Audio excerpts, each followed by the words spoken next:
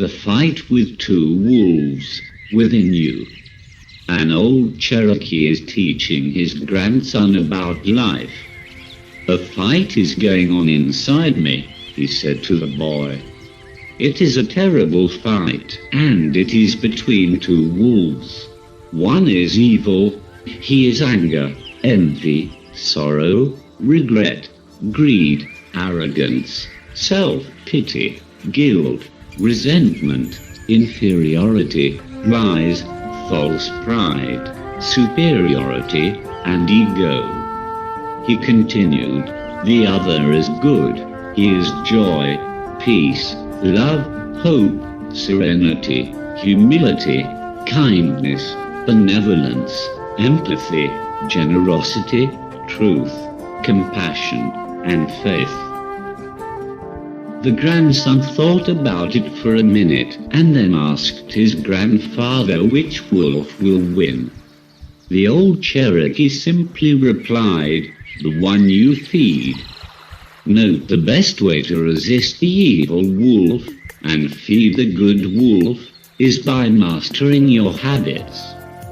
First lesson, the fight is eternal. The first part of the story is telling us that we can never get rid of the first wolf. The first wolf will always be there. The fight between two wolves is eternal. Both wolves will always be there. This applies to our emotions, behaviors, habits, and every other aspect of our life. I used to fall into the trap of trying hard to banish the negative side of myself. I would force myself to eat 100% healthy all the time, beat myself up for relaxing even for just a minute, and tried to get rid of those negative thoughts in my head. The truth is that none of us is living in pure bliss. What we can do is to act in spite of those negative feelings or hard times. We can take those fears, those worries, those doubts and move forward anyway. That's how you feed the second wolf. Imagine if we're paralyzed by the first wolf, by doing nothing, accomplishing nothing, and getting nowhere. Wednesday lose the momentum to move forward and indirectly we'd be feeding the evil wolf. Besides, what will you be doing by telling yourself you haven't accomplished anything? How will you feel when you get nothing done all the time?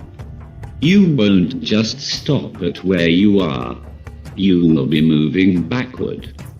And the evil wolf will get stronger day by day. Besides, what will you be doing by telling yourself you have not accomplished anything? Small actions build momentum. Now, start telling yourself you're worthy. Begin to believe in your ability and act in spite of fears and doubts, in spite of constraints and challenges. Instead of doubting yourself and doing nothing, you can try to learn new things and expand yourself at a slower pace.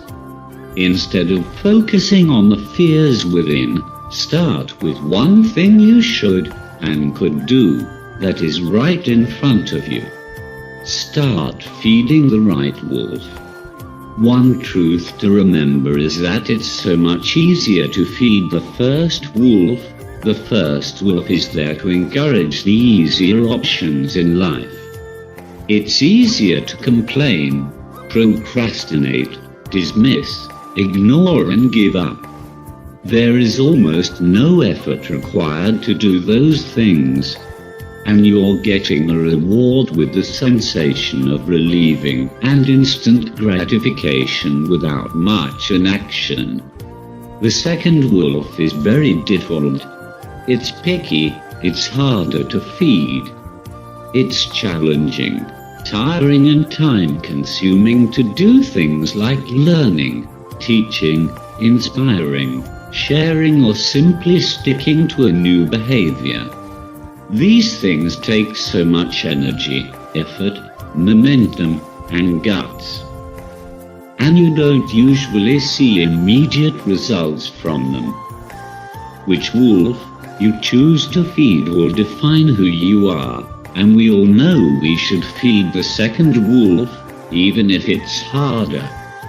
Feeding the second wolf is how we end up feeling a sense of accomplishment and success at the end of the day, by conquering the temptation of the first. Feeding the second wolf is how we end up feeling a sense of accomplishment and success at the end of the day. By conquering the temptation of the first wolf, we opt for a much more challenging, but the right option in life. Feeding both wolves. In the Cherokee world, however, there's another version of the story, and it ends this way. The old Cherokee simply replied, "If you feed them right, they both win." And the story goes on. You see, if I only choose to feed the white wolf, the black one will be hiding around every corner waiting for me to become distracted or weak and jump to get the attention he craves. He will always be angry and will always fight the white wolf. But if I acknowledge him, he is happy and the white wolf is happy and we all win. For the black wolf has many qualities: tenacity, courage, fearlessness, strong-willed and great strategic thinking and dash that I have need of at times. These are the very things the white wolf lacks. But the white wolf has compassion, caring, strength and the ability to recognize what is in the best interest of all. You see, son, the white wolf needs the black wolf at his side. To feed only one would starve the other, and they will become uncontrollable. To feed and care for both means they will serve you well and do nothing that is not a part of something greater, something good, something about life. Feed them both and there will be no more internal struggle for your attention. And when there is no battle inside, you can listen to the voices of deeper knowing that will guide you in choosing what is right in every circumstance. Peace, my son, is the Cherokee mission in life. A man or a woman who has peace inside has everything.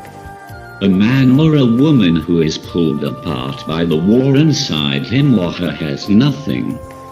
How you choose to interact with the opposing forces within you will determine your life.